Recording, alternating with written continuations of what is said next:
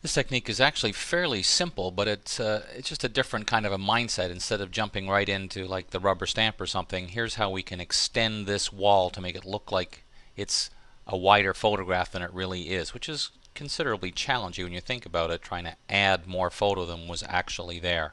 So we're just going to add, say, an inch to the left-hand side by anchoring the right. That will add it only to the left-hand side. Okay.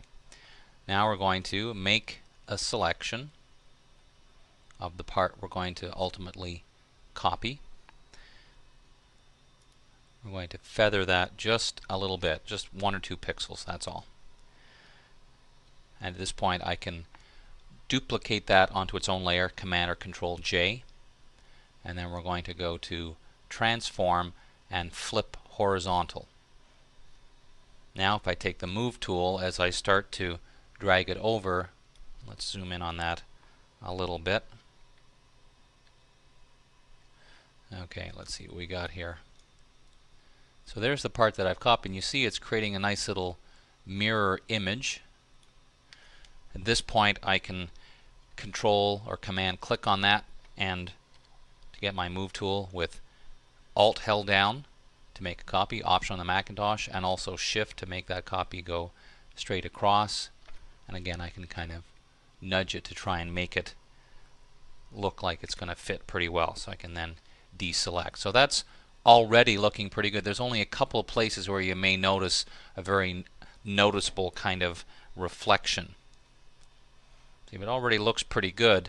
All I really have to do at this point is just go in and do a bit of tweaking if there's some areas where there's a very noticeable brick that just looks weird. You know, it looks like in this case here, this one looks like it's sticking out, that one's a little too small.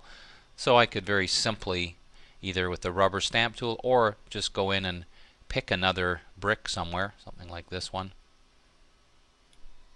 Move tool, get on my background layer.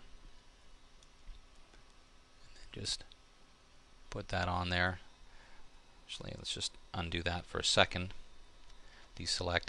At this point, since I'm pretty happy with it, I can merge down. That'll make it a whole lot easier, of course, for me now to touch up the areas that need touching up by selecting bricks. And again, I would normally try to zoom in even further. Probably just put a very slight feather, 1 or 2 again.